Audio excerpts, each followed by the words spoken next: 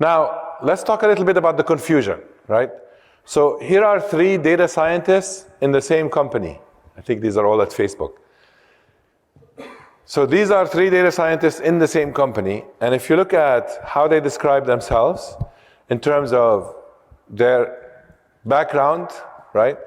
The educational background almost has nothing to do with each other. One is a PhD in optimization, another one is a business grad, another one is a kind of a mix between engineering and business. And when you look at their skills, there's almost no intersection in what they declare as their skills, right? Some of them is much more toward programming, some much more toward analytics, etc.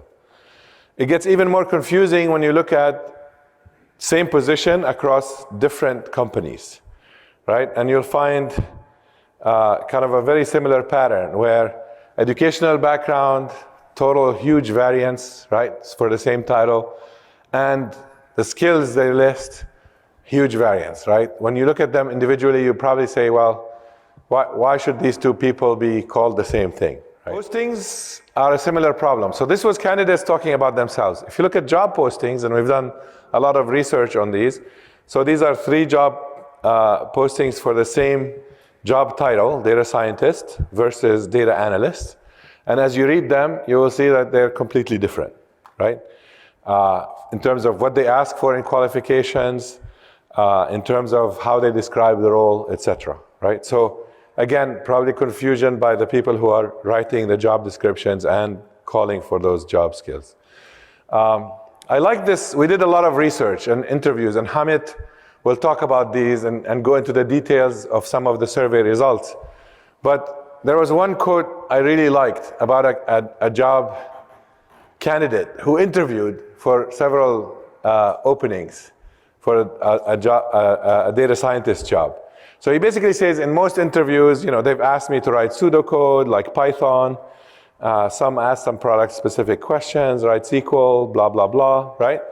And then he said, beyond that, there was very little in common, right? It varied from, they're all day affairs, so this is how much time you're spending on it.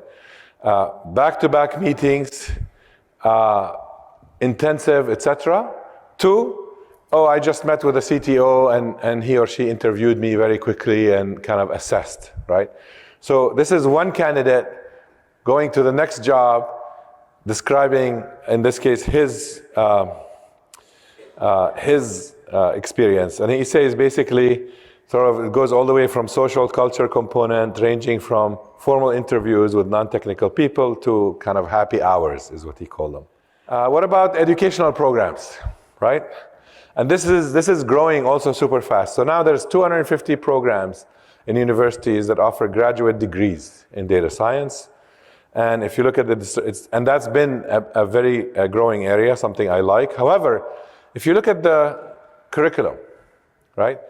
And you see the description and how they prepare you, again, you see the same pattern, almost has nothing to do with each other, right? The way they, what they teach, what they emphasize, completely different programs. So this is Carnegie Mellon versus Columbia University. This is BYU Idaho versus Winona State, right? And again, some emphasize databases and programming, some emphasize only statistics, some emphasize kind of management, etc. So you look at the syllabuses themselves and you say, oh, wow, this is different. How do I know, right? Online certificates, same kind of problem, right? Udacity on the left, Coursera on the right, and you can immediately tell the differences, right? And you're actually signing up for data science in both.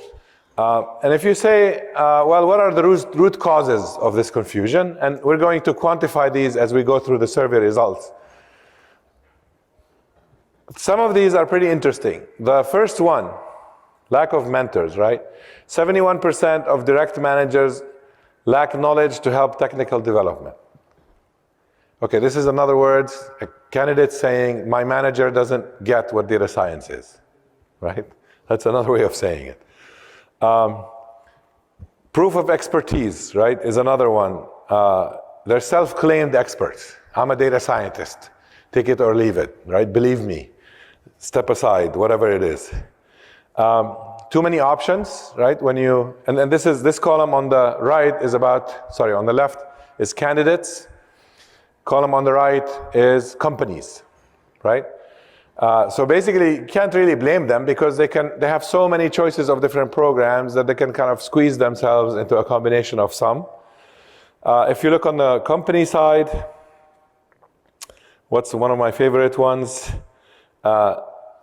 Ineffective selection, right? The hiring managers don't believe the recruiters get it, so we end up with wrong job descriptions, wrong candidates being sourced, etc. And culture gap was another big one. So this is people inside the company telling you, well, my company doesn't really believe that AI and machine learning have a role to play here. So it's like, we're ill positioned to kind of attract and keep data scientists. So as a result of this confusion, basically, IBM did a study where they said that average data science job stays open 5 days longer on average than a typical kind of technical engineering job.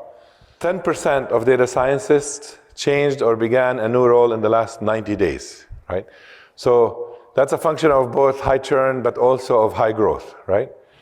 What this tells you, if you look at the churn rates, right? Compare a data scientist, ML engineer versus a data analyst or a statistician or a software engineer or a sales rep or an accountant. And you can see how much more the churn rate is, right? Almost 2 to 4 times, depending on what you're comparing against in terms of churn. If you turn that into numbers, this is where it gets scary. This is why it kind of stops being funny and it becomes a serious cost. If you look at the hiring process, and we've done some math, right? And I've given you the lower bounds here. We came up with larger numbers.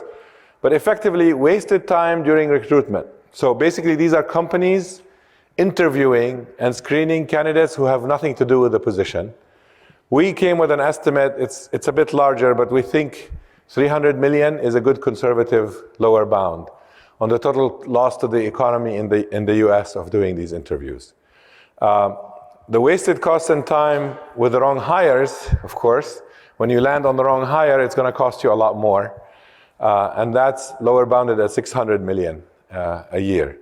And in terms of time, it's about 1,200 years of kind of work time wasted of people hiring the wrong person and getting rid of the person, etc.